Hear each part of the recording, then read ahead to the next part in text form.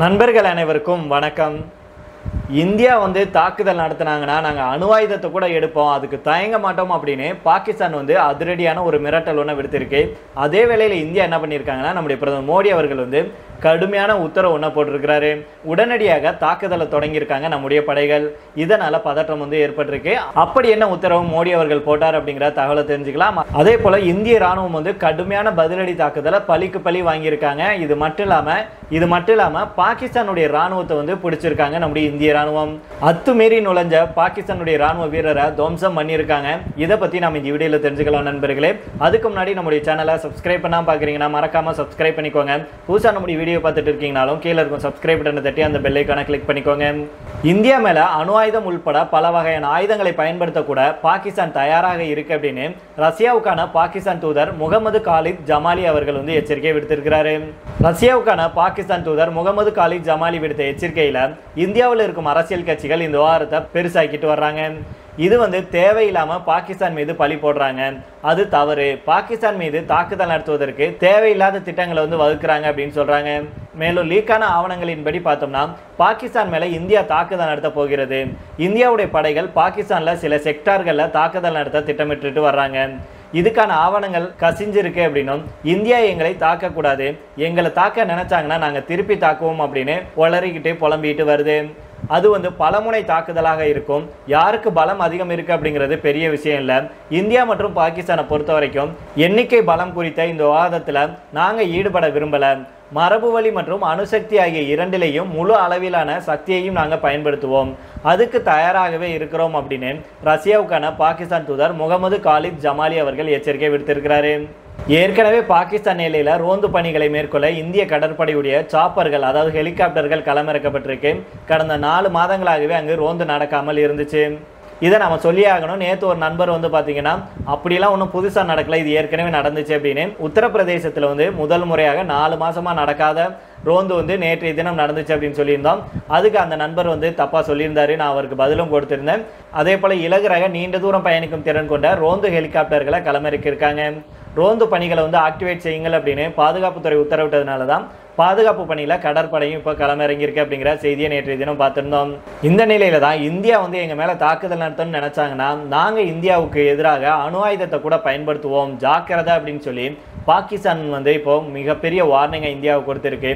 India மட்டும் லேசுப்பட்டதா, ஏன்னா நீ வெறும் வாய்ச்சாவடால் தான் பேசிட்டு இருக்கிற, நாங்க வச்சு துவம்சம் பண்ணிடுவோம் அப்படின்னு சொல்லி இந்தியா லேட்டஸ்டா என்ன பண்ணியிருக்காங்கன்னா ஒரு மிகப்பெரிய தாக்குதல் ஒன்று நடத்தியிருக்காங்க.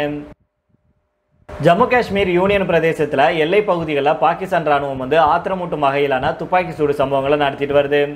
ஜம்மு காஷ்மீர் எல்லையில் நேற்றும் 8 எல்லை பகுதிகளில் பாகிஸ்தான் ராணுவம் நடத்திய துப்பாக்கி சூடுகளுக்கு நம்முடைய ராணுவம் கடும் பதிலடியை தக்க நேரத்தில் சரியான நேரத்தில் கொடுத்திருக்காங்க.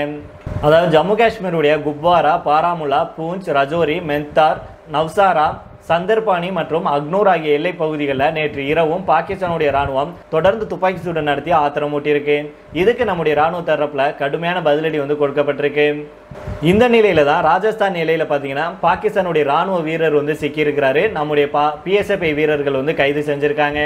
ராஜஸ்தான் எல்லையில பாகிஸ்தான் ராணுவத்தை சேர்ந்த வீரர் ஒருவரை எல்லை பாதுகாப்பு படையினர் கைது செஞ்சு விசாரணை நடத்திட்டு வர்றாங்க. இந்திய எல்லை பாதுகாப்பு படை வீரர் ஒருவரை பாகிஸ்தான் கைது செய்துள்ள நிலையில தான் அந்த நாட்டை சேர்ந்த துணை ராணுவ படை வீரர் தற்போது சிக்கியிருக்கிறாரு. இதுக்கு முன்னதாக பஞ்சாப் மாநில எல்லையில இந்திய எல்லை பாதுகாப்பு படை வீரர் பூர்ணம் குமார் தவறுதலாக பாகிஸ்தான் எல்லைக்குள்ள சென்றதுனால அந்த நாட்டு ராணுவத்தினரால் கைது செய்யப்பட்டாரு. இதுக்கு மத்திய அரசு கடும் கண்டனம் தெரிவிச்சாங்க. மேலும் பூர்ணம் குமாரை உடனே விடுதலை செய்யவும் மத்திய அரசு வலியுறுத்துச்சு. ஆனா பாகிஸ்தான் அரசு பூர்ணம் குமாரை தொடர்ந்து தன்னுடைய கட்டுப்பாட்டில் வச்சிருக்கு. இந்த நிலையில தான் ராஜஸ்தான் எல்லையில பாகிஸ்தானுடைய துணை ராணுவ படை வீரர் பிடிபட்டிருக்கிறாரு. பாகிஸ்தானுக்கு உளவு தகவலை பகிர்ந்த இளைஞர் ஒருவர் ராஜஸ்தான்ல கைது செய்யப்பட்ட நிலையில பாகிஸ்தான் ராணுவ வீரர் அடுத்து சிக்கியிருக்கிறாரு. இந்த சம்பவம் இப்போ எல்லையில மேலும் பதற்றத்தை ஏற்படுத்தியிருக்கு அப்படின்னே சொல்லப்படுது. அதே வேளையில இன்னொரு பக்கம் பாத்தீங்கன்னா போருக்கு எல்லா வேலையிலையும் தயாராக இருக்காங்க, எல்லாத்தையும் சரியா செஞ்சுட்டு வர்றாங்க இந்தியா அப்படின்னு சொல்லப்படுது. அதாவது அரபிக்கடல்ல ஃபயரிங் ட்ரில்ஸை செஞ்சிருக்காங்க. அப்படின்னா என்ன அப்படிங்கிறத நம்ம தெரிஞ்சுக்கலாம். இதைத்தான் மோடி அவர்கள் உத்தரவு போட்டிருக்கிறாரு. அதாவது நம்முடைய நாட்டுக்கும் பாகிஸ்தானுக்கும் இடையே பதற்றம் அப்படிங்கிறது நாளுக்கு நாள் அதிகரிச்சுட்டு வர்றது அப்படிங்கிறது நம்ம எல்லாத்துக்குமே தெரியும். இந்த நிலையில தான் இன்னைக்கு திடீரென இந்திய கடற்படையுடைய தலைமை அட்மிரல் தினேஷ் கே திரிபாதி அவர்கள் பிரதமர் மோடி அவர்களை சந்திச்சிருக்கிறாரு. இருவரும் 1 மணி நேரம் வரைக்கும் ஆலோசனை நடத்தியிருக்காங்க. ஆலோசனை முடிஞ்சதுக்கு அப்புறம் பார்த்தீங்கன்னா அரபிக்கடல்ல இன்னையிலேருந்து 4 நாட்களுக்கு வந்து ஃபயரிங் ட்ரில்ஸை வந்து நம் கடற்படை தொடங்க இருக்கு. இந்த ஃபயரிங் ட்ரில்ஸ்னா என்ன, எதுக்காக இது வந்து மேற்கொள்ளப்படும் அப்படிங்கிறத பற்றிய பரபரப்பான தகவல் நமக்கு கிடைச்சிருக்கு. அதனால தெரிஞ்சுக்கலாம். கடைசி வரைக்கும் கேளுங்க, ஸ்கிப் பண்ணாமல் பாருங்க. அதாவது கடற்படையுடைய தலைமை அட்மிரல் வந்து அவசரமாக பிரதமர் நரேந்திர மோடி அவர்களை போய் சந்திச்சிருக்காங்க. அப்போதான் 1 மணி நேரத்துக்கு பக்கத்தில் இவங்க பேசியிருக்காங்க. அப்போ நம்முடைய பிரதமர் மோடி அவர்கள் வந்து சில முக்கிய உத்தரவுகளை வந்து அவற்றை பிறப்பிச்சிருக்கிறாரு. அதன்படி தான் இன்னையிலிருந்து 7ஆம் தேதி வரைக்கும் குஜராத்தை ஒட்டிய அரபிக்கடலில் ஃபயரிங் ட்ரில்ஸ் நடத்த உத்தரவிடப்பட்டிருக்கு. தற்போது இந்திய கடற்படை விமானங்கள் அரபிக்கடலில் கண்காணிப்பு மற்றும் ஏவுகணை சோதனைகளை நடத்திட்டு வர்றாங்க. இதற்கிடையில தான் 4 நாட்கள் ஃபயரிங் ட்ரில்ஸ் வந்து தொடங்கியிருக்கு. கடற்படையை பொறுத்த வரைக்கும் ஃபயரிங் ட்ரில்ஸ் அப்படிங்கிறது போர் தயார் நிலைக்கான பயிற்சியாகும். இதில் வீரர்கள் தங்களுடைய திறமையை வந்து காட்டுவாங்க. அதே போல் ஆயுதங்களை பயன்படுத்தி பரிசோதித்து பார்ப்பாங்க.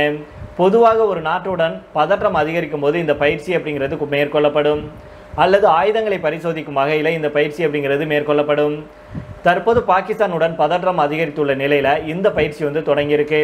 அதுவும் பிரதமர் மோடி அவர்களுடனான சந்திப்புக்கு அப்புறம் இந்த பயிற்சி தொடங்கி இருக்கிறதுனால பாகிஸ்தானுக்கு எதிராக நம் கடற்படை போருக்கு தயாராகிறதா அப்படிங்கிற கேள்வி எழுந்திருக்கு. மேலும் கடந்த சில நாட்களாக இந்தியா பாகிஸ்தானுக்கு இடையிலான சிறப்பு பொருளாதார மண்டலத்தில் நம்முடைய கடற்படை பல்வேறு பயிற்சிகளை மேற்கொண்டுட்டு வர்றாங்க. மேலும் கண்காணிப்பு பணியை செஞ்சுட்டும் வர்றாங்க. கடந்த 1ஆம் தேதி கிரீன் நோட்டிஃபிகேஷன் அப்படிங்கிறது கடற்படை சார்பில் வழங்கப்பட்டுச்சு. அதுக்கப்புறமா குஜராத் கடலில் ஃபயரிங் பயிற்சியை தொடங்கினாங்க. இந்த பயிற்சி அப்படிங்கிறது அரபிக்கடலில் பாகிஸ்தான் பயிற்சி மேற்கொள்ளும் இடத்துலேருந்து 85 நாட்டிக்கல் மைல் தொலைவில் நடந்துச்சு. இந்த பயிற்சியில் நம்முடைய கடற்படையின் பல்வேறு விமானங்கள் பயன்படுத்தப்பட்டுச்சு. போர்க்கப்பல்கள் மற்றும் போர் விமானங்களை சுற்றி வீழ்த்தும் வகையில் பயிற்சிகள் மேற்கொள்ளப்பட்டுச்சு. இப்பேற்பட்ட சூழலில் தான் இன்னையிலிருந்து வரும் 7ஆம் தேதி வரைக்கும் அரபிக்கடலில் ஃபயரிங் ட்ரில்ஸ் தொடங்கி இருக்கிறது பெரும் பரபரப்பை ஏற்படுத்தியிருக்கு. இது மட்டும் இல்லாமல் போர் வந்தால் என்ன செய்யணும் அப்படிங்கிறதுக்காக இன்னொரு முக்கியமான சம்பவத்தை இந்தியா வந்து செஞ்சுருக்காங்க. அதாவது உளவு தகவல் சேகரிப்புக்கு அதிநவீன கருவியை வந்து பறக்க விட்டு சோதனை செஞ்சுருக்காங்க இந்தியா. DRDO சார்பில் உளவு தகவல் சேகரிப்பு மற்றும் கண்காணிப்புக்கான அதிநவீன கருவி வான்வெளியில் 17 கிலோமீட்டர் உயரத்தில் பறக்க விடப்பட்டு வெற்றிகரமாக சோதனை செய்யப்பட்டிருக்கு. மத்திய பிரதேசத்துடைய ஷியாப்பூரில் பாதுகாப்பு ஆராய்ச்சி மற்றும் மேம்பாட்டு அமைப்பு, அதாவது DRDO இருக்காங்க இல்லையா, இவங்க வந்து உளவு தகவல் சேகரிப்பு மற்றும் கண்காணிப்புக்கான அதிநவீன கருவியை வான்வெளியில் 17 கிலோமீட்டர் உயரத்தில் பறக்க விட்டு சோதனை மேற்கொண்டாங்க. இந்த சோதனை வெற்றியடைஞ்சிருக்கு அப்படின்னு DRDO தெரிவிச்சிருக்கு. இது குறித்த புகைப்படங்களை வெளியிட்டு DRDO அமைப்பு என்ன சொல்லியிருக்காங்கன்னா, 17 கிலோமீட்டர் உயரத்துக்கு அதிநவீன கருவியை வானில் பறக்க விட்டு முதல் விமான சோதனை வெற்றிகரமாக நடந்துச்சு. உளவுத்துறை கண்காணிப்பை மேம்படுத்த சோதனை நடத்தப்பட்டுச்சு. இது இந்தியாவுக்கு கிடைத்த ஒரு மிகப்பெரிய வெற்றியாக பார்க்கப்படுது. அதுவும் இந்தியா பாகிஸ்தான் இடையே இப்போ பதற்றம் நிலவிட்டு வரும் நிலையில இப்பேற்பட்ட சோதனை மிகவும் முக்கியமானதாக இருக்கு. இது பாகிஸ்தானுக்கு எதிராக நம்ம உளவு தகவலை சேகரிக்க முடியும் அப்படிங்கிறதுக்கெல்லாம் அப்பாற்பட்டு இது நம்முடைய நாட்டுக்கு மிகவும் தேவையான ஒன்று அப்படின்னு DRDO விளக்கம் அளிச்சிருக்காங்க.